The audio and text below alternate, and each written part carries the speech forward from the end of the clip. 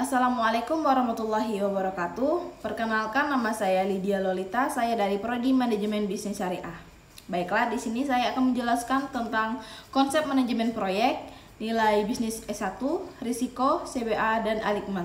Serta saya akan menyebutkan salah satu contoh sukses dan contoh gagal dari proyek TI. Pertama, saya akan menjelaskan tentang konsep manajemen proyek.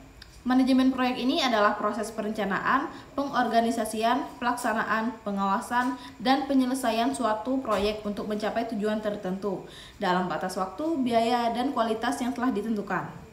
Elemen utamanya itu ada tujuan yang jelas, yaitu proyek harus memiliki sasaran yang spesifik.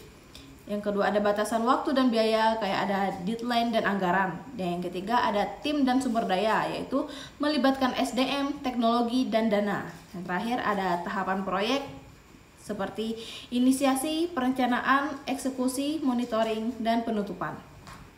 Baiklah, selanjutnya ada nilai bisnis S1 atau Sarjana Manajemen Bisnis.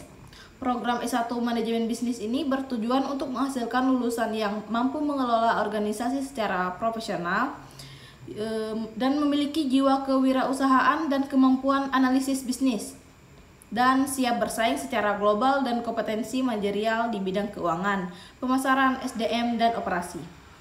Nilai bisnisnya ini terletak pada peningkatan efisiensi dan produktivitas organisasi, kemampuan adaptasi terhadap perubahan pasar, dan pengambilan keputusan berbasis data dan strategi.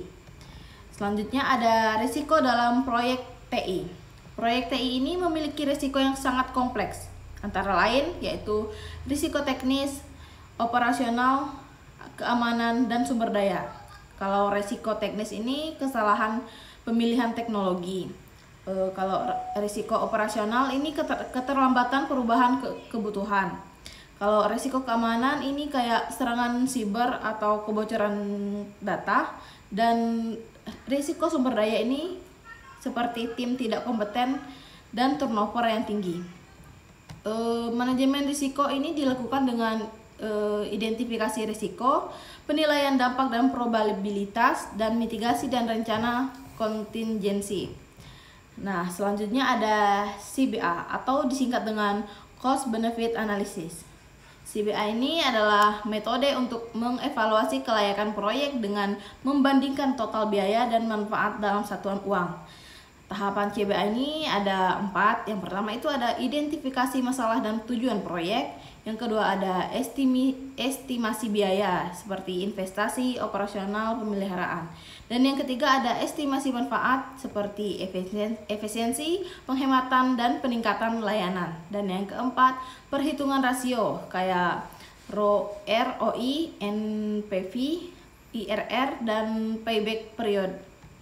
CBA ini bisa membantu menentukan apakah proyek TI ini layak dilanjutkan atau tidaknya. Selanjutnya yaitu strategi alikmen atau keselarasan strategis. Strategi alikmen ini adalah kesesuaian antara strategi bisnis dan strategi TI agar teknologi mendukung tujuan organisasi. Tujuannya itu yang pertama ada TI bukan sekadar alat, tapi penggerakan bisnis. Nah, yang kedua ada meningkatkan efisiensi, inovasi, dan daya saing. Mode populernya ini ada 2. Yang pertama itu ada Strategic Alignment Model atau disingkat dengan SAM oleh Henderson dan Venkatraman. Dan yang kedua ada SAMM yaitu Strategic Alignment Maturity Model oleh Luthman.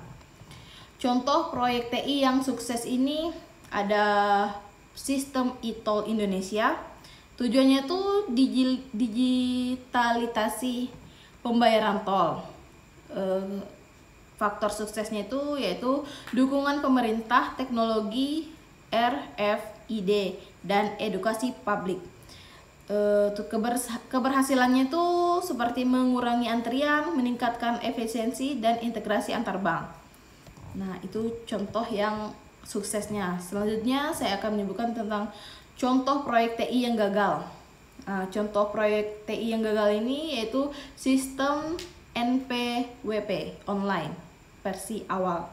Tujuannya ini untuk mempermudah pendaftaran NPWP secara daring dan Penyebabnya nih kurangnya uji coba, minimnya pelatihan petugas, dan tidak ada feedback loop dari pengguna.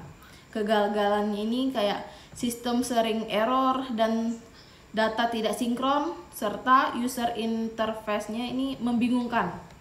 Nah, seperti itu. Ya, kayaknya cuma itu yang dapat saya jelaskan di sini. Kurang lebihnya saya mohon maaf. Wabillahi taufik wal hidayah. Wassalamualaikum warahmatullahi wabarakatuh.